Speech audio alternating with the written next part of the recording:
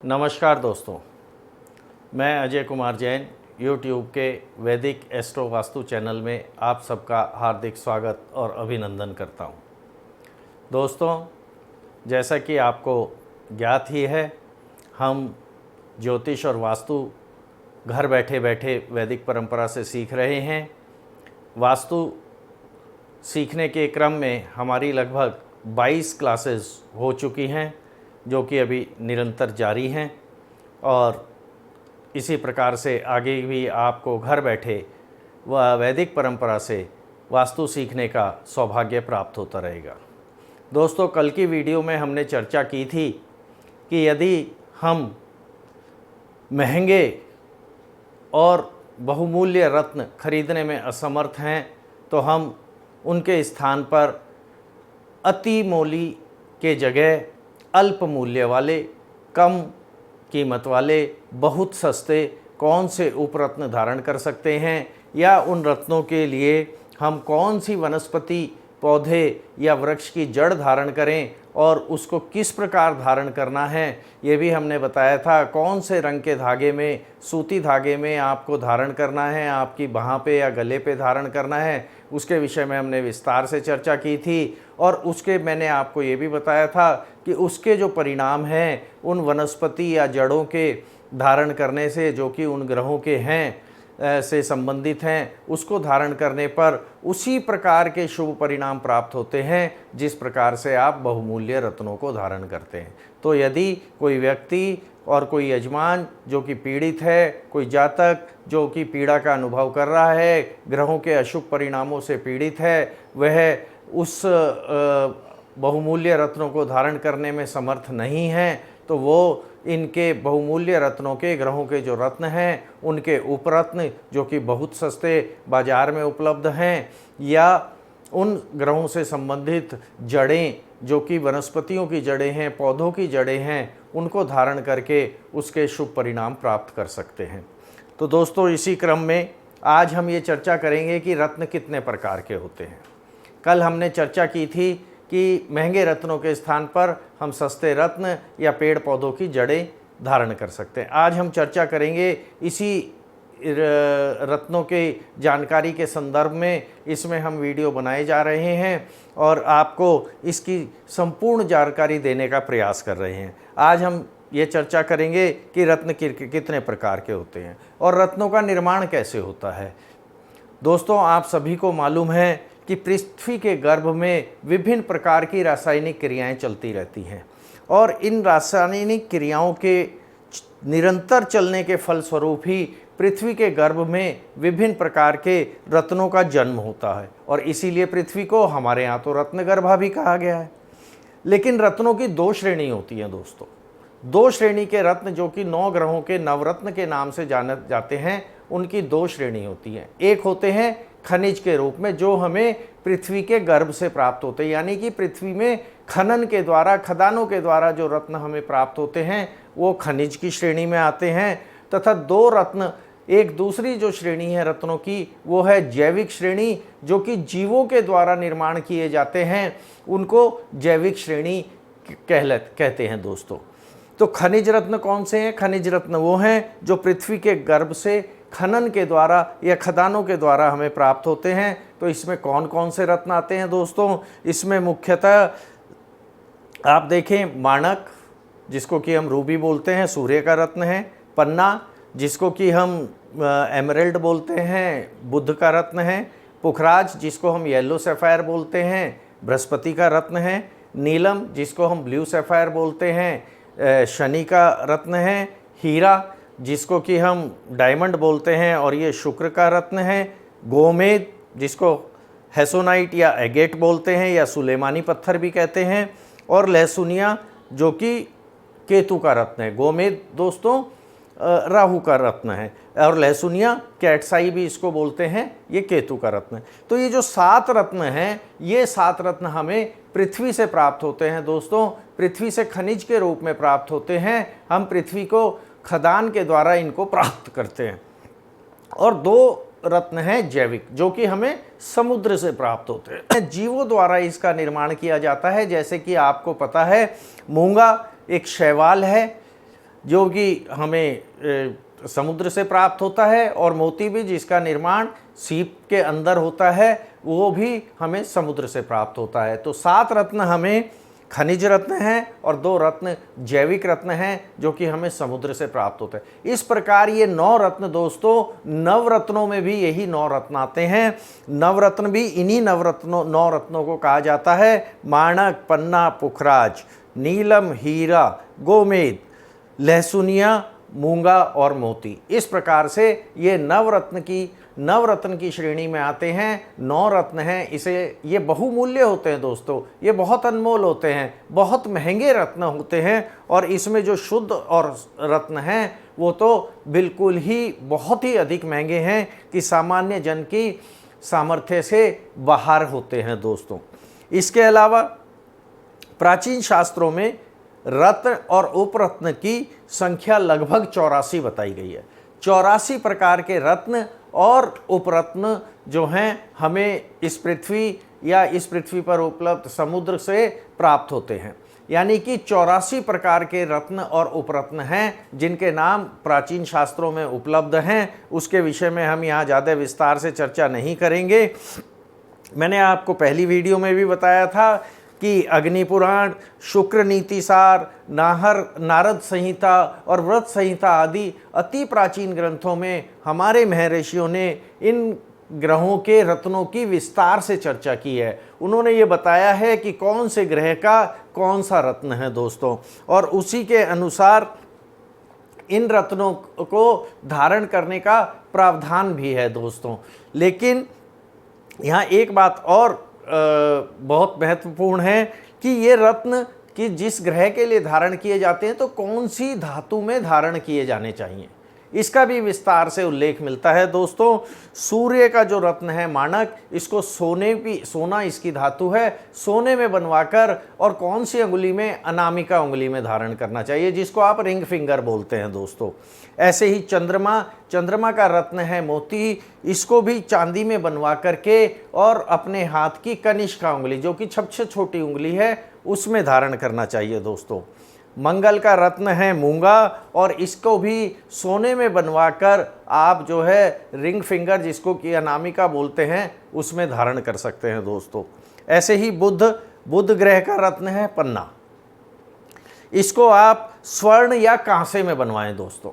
इसको चांदी में नहीं पहनना चाहिए। मैं ये बार बार कहता हूँ कि पन्ने को चांदी में नहीं पहने, या तो आप सोने में पहने या कांसे में पहने। आप इसको अपने हाथ, सीधे हाथ की, दाहिने हाथ की अनामिका यानी कि रिंग फिंगर और छोटी उंगली यानी कि लिटिल फिंगर, दोनों में से जिसमें भी आपकी सुविधा हो उसमें धारण कर सकते हैं दोस्तों। फिर बृहस्पति का रत्न है पुखराज, जिसको पीला पुखराज बोलते हैं, येलो सफायर बोलते हैं हम। ये स्वर्ण या चांदी दोनों में से जिसमें भी आपकी इच्छा हो उसमें बनवाकर अपनी इंडेक्स फिंगर यानी कि तर्जनी उंगली में धारण करना है दोस्तों। शुक्र, यह हीरा जिसको हम बोलते हैं डायमंड, इसके लिए कहा गया है चांदी में बनवाएं। आज की तारीख में आप इसे वाइट गोल्ड में भी पहन सकते हैं। मैं यही प्रेफर करता हूं, सबको यही राय देता हूं कि आप इसे वाइट गोल्ड में पहनिए, या सोने की अंगूठी बनवाकर उसके ऊपर वाइट रोडियम की पॉलिश करवा लीजिए, उसमें आप इसे धारण कर सकते हैं। इसको आप अपने सीधे हाथ की मध्यमा उंगली, जो सबसे लंबी उंगली होती है, बीच वाली उंगली, उसमें धारण करना होता है दोस्तों। इसी प्रकार से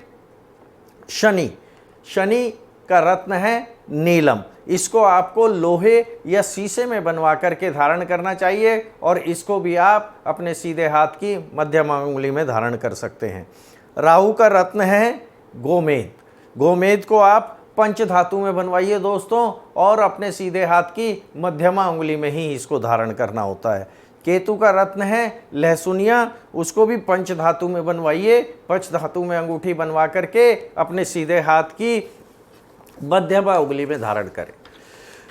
आज मैं दोस्तों आपको एक बहुत अच्छी बात बताने जा रहा हूं, वो ये है कि यह तो प्रावधान है कि किस ग्रह के लिए कौन सा रत्न पहनना चाहिए, लेकिन कई बार आपने लोगों को देखा होगा 3-3, 4-4, 5-5 उंगलियों में 5-5 रत्न धारण कर लेते हैं, 4 रत्न धारण कर लेते हैं, 3 रत्न धारण कर लेते हैं। उनको लगता है कि अगर मैंने सारे ग्रहों के रत्न धारण कर लिए तो उससे मेरे सारे कष्ट दूर हो जाएंगे, लेकिन ऐसा हकीकत में नहीं है दोस्तों। हकीकत यह है कि हर रत्न के साथ दूसरे ग्रह का रत्न पहना जाए, ये आवश्यक नहीं है, ये जरूरी नहीं है। इसका निषेध है कि किस ग्रह के रत्न के साथ आप कौन सा रत्न धारण कर सकते हैं दूसरे ग्रह का, और कौन सा रत्न आपको धारण नहीं करना चाहिए। आज मैं आपको ये बताऊंगा कि किस रत्न के साथ आप दूसरा कौन सा रत्न आसानी से बिल्कुल सुविधापूर्वक धारण कर सकते हैं, जिसके कि अशुभ परिणाम आपको प्राप्त नहीं होंगे। सर्वप्रथम हम चलते हैं हीरा। हीरा शुक्र ग्रह का रत्न है, आप सब जानते हैं। इसके साथ आप पन्ना और नीलम बिल्कुल आसानी से धारण कर सकते हैं, बिना किसी विघ्न बाधा के धारण कर सकते हैं। लेकिन माणक और मोती इसके साथ बिल्कुल धारण नहीं करना है दोस्तों। तो आप इस बात पर विशेष ध्यान दीजिए कि किस रत्न के साथ कौन सा रत्न धारण करना है और कौन सा रत्न धारण करने से अशुभ प्रभाव देगा। तो हीरे के साथ माणक और मोती अगर आप धारण करेंगे तो ये आपको अशुभ प्रभाव देंगे। हीरे के साथ आप और मूंगा और पुखराज भी कुछ समय तक पहन सकते हैं, ये इसके सम बताए गए हैं। इसके कोई अशुभ प्रभाव तो नहीं दृष्टिगोचर होते, लेकिन अगर ना पहने तो अच्छा है। हीरे के साथ आपको पन्ना और नीलम ही धारण करना चाहिए। अब आइए मोती पर, चंद्रमा का रत्न है। इसके साथ आपको माणक धारण करना चाहिए। इसके साथ माणक आप बिल्कुल सेफली धारण कर सकते हैं, उसके शुभ परिणाम आपको प्राप्त होंगे दोस्तों।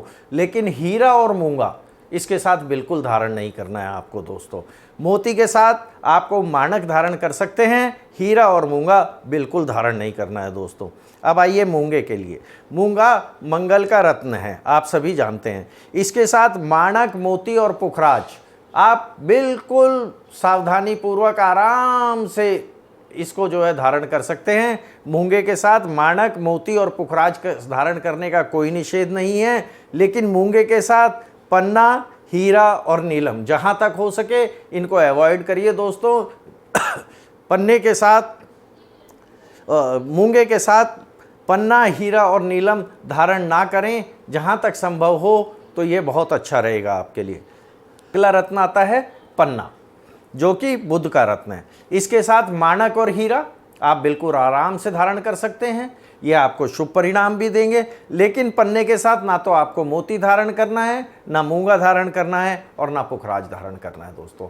ये नहीं करेंगे तो आपको अच्छे परिणाम मिलेंगे। तो पन्ने के साथ आपको माणक और हीरा तो धारण कर सकते हैं, लेकिन मोती, मूंगा और पुखराज धारण नहीं करें तो ही अच्छा है।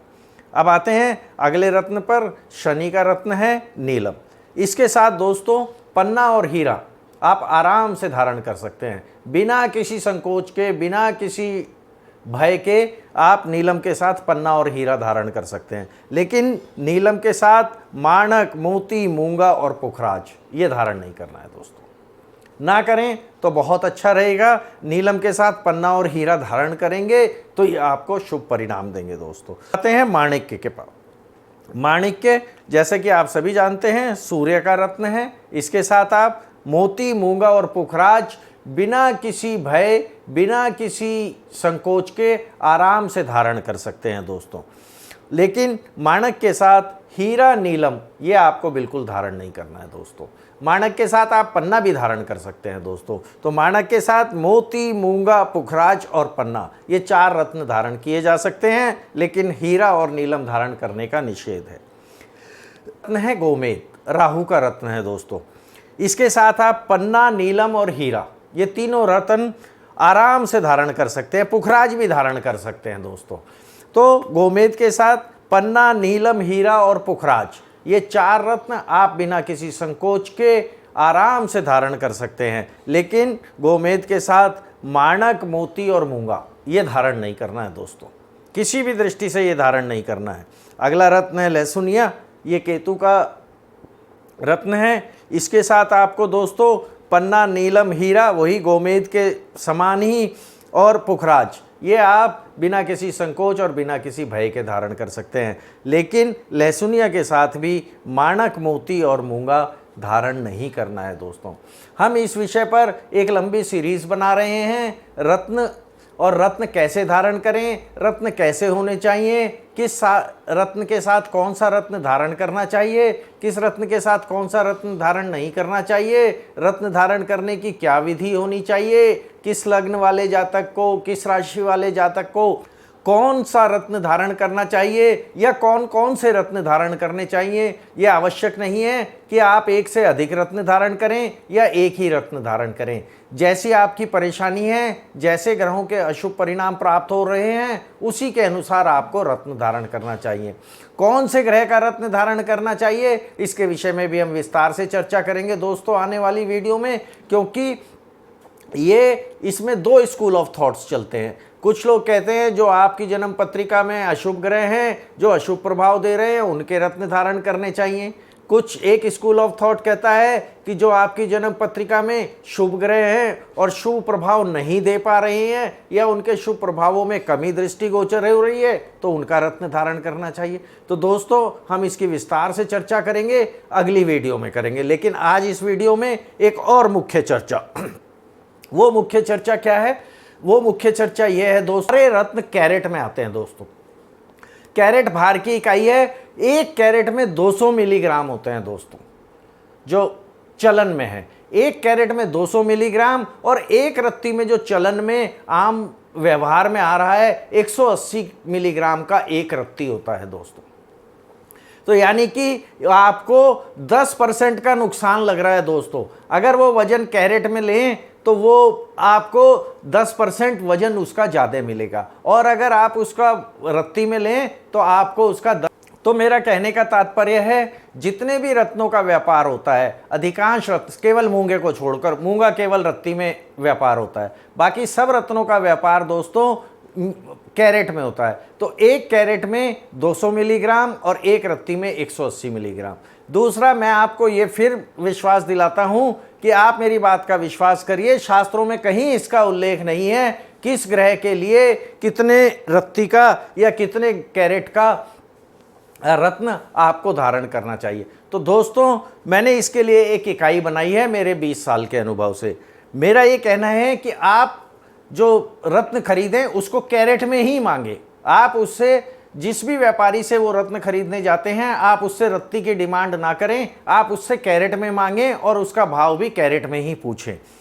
40 किलो तक जिस जातक का वजन है या जिस व्यक्ति का वजन है, उसको 3 कैरेट का रत्न बहुत शुभ फलदायक हो सकता है। उसको कम से कम 3 कैरेट का रत्न पहनना है। कोई भी रत्न हो वो 3 कैरेट का पहने।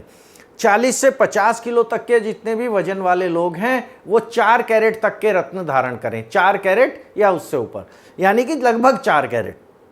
और 50 किलो से ऊपर जिन जातकों का वजन है वो 5 कैरेट या 5 कैरेट से अधिक के रत्न धारण कर सकते हैं। और दोस्तों मैं इसमें एक बात और बताता हूँ आपको, आप इसमें बिल्कुल भी 1.5, 2.5, सवाया, पौना, इसके बिल्कुल भी चक्कर में ना पड़े। आप 3 कैरेट में अगर वो 10 सेंट कम भी है तो, और अगर रत्न शुद्ध है और देखने में अच्छा है, असली है, तो आप उसको खरीद लें दोस्तों। आपको उससे कोई फर्क नहीं पड़ेगा। अगर वो 3 कैरेट में 10 सेंट कम भी है तो भी आपके उसके शुभ प्रभावों में कोई फर्क आपको नहीं पड़ेगा। तो दोस्तों ये मैंने आज आपको एक छोटे सा उदाहरण दिया है कि इससे आप जो हैं बाजार में जाकर के अनायास ठगे ना जाएं, और या 10% कीमत आप उसकी रत्न की ज़्यादा ना दे करके आएँ। इसलिए आप कैरेट में मांगिए, और कैरेट में भी 1.25 रत्ती और 4 रत्ती और 5.25 रत्ती के बिल्कुल भी चक्कर में ना पड़े। 3 कैरेट, 4 कैरेट और 5 कैरेट के रत्न आप खरीदिए और उनको धारण करिए। रत्न की सबसे बड़ी प्राथमिकता है कि एक तो वो असली होना चाहिए, एक वो शुद्ध होना चाहिए। आजकल बाजार में हीटेड और ट्रीटेड बोलते हैं वो लोग उसको। आपको देखने में बहुत सुंदर लगेंगे, माना कितना सुंदर दिखेगा आपको कि आपका एक बार में मन मोह लेगा। पन्ना इतना सुंदर दिखेगा, एक बार में मन मोह लेगा। पुखरा जैसा दिखेगा, बिल्कुल सुनहरे रंग का। लेकिन वो सारे रत्न जो हैं हीटेड और ट्रीटेड है दोस्तों। उनको हीटिंग करके ट्रीट किया जाता है, आर्टिफिशियल कलर दिए जाते हैं और उनके सारे दोष दूर किए जाते हैं। तो मैं आपसे ये गुजारिश करूंगा, आपसे आग्रह करूंगा, आप हीटेड और ट्रीटेड रत्न धारण ना करें। आप जो है शुद्ध रत्न, जो कि बिल्कुल नेचुरल और प्राकृतिक रत्न हैं, उसमें थोड़ा बहुत दोष होगा तो वो भी अपने को स्वीकार्य होगा, लेकिन हीटेड और ट्रीटेड रत्न आपको वो शुभ प्रभाव नहीं दे पाएंगे जो कि प्राकृतिक शुद्ध रत्न देंगे दोस्तों। और एक बात तो और है, रत्न जितना भी भार में बड़ा होता जाएगा, वजन में और साइज में जितना बड़ा होता जाएगा, उसकी कीमत उतनी ही अधिक बढ़ती चली जाएगी। अगर आप एक 3 कैरेट का पन्ना लेंगे और एक 6 कैरेट का पन्ना लेंगे, उनके दोनों के रेट में दुगना फर्क हो जाएगा दोस्तों, दुगने से भी ज़्यादा हो सकता है। तो मेरा कहने का तात्पर्य है, आप 3 कैरेट का पन्ना भी पहन सकते हैं, ये जरूरी नहीं कि आप 6 कैरेट का ही पन्ना पहने। तो आज मेरा जो आपको बताने का मकसद था, जो मेरी इच्छा थी, वो ये थी कि आप इसके विषय के बारे में जानें। अगर आप कोई रत्न धारण करने जा रहे हैं तो आपको ये पता होना चाहिए कि किस रत्न के साथ कौन सा रत्न धारण करने का निषेध है, रत्न कैसा होना चाहिए, रत्न का वजन कितना होना चाहिए, रत्न आपको कितनी इकाई में मिलना चाहिए, उसका भार क्या होना चाहिए, जिससे कि आपको बाजार में कोई व्यापारी ठग ना सके।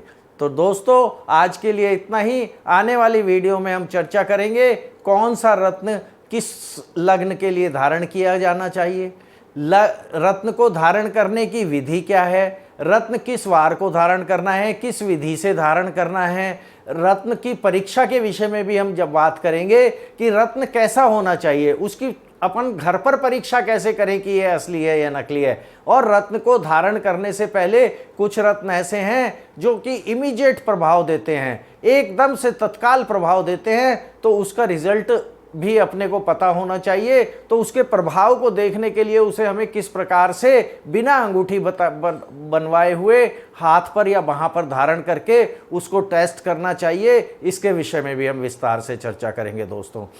तो यदि मेरी ये वीडियो आपको पसंद आई हो तो इसे लाइक और सब्सक्राइब करना ना भूलें दोस्तों। आप यदि मेरी इस वीडियो को सब्सक्राइब करेंगे तो आने वाली कोई भी वीडियो आपसे छूट नहीं पाएगी, उसका नोटिफिकेशन आपको मिलता रहेगा दोस्तों, और सारी वीडियो आपको प्राप्त होती रहेंगी। आज के लिए इतना ही। नमस्कार, धन्यवाद।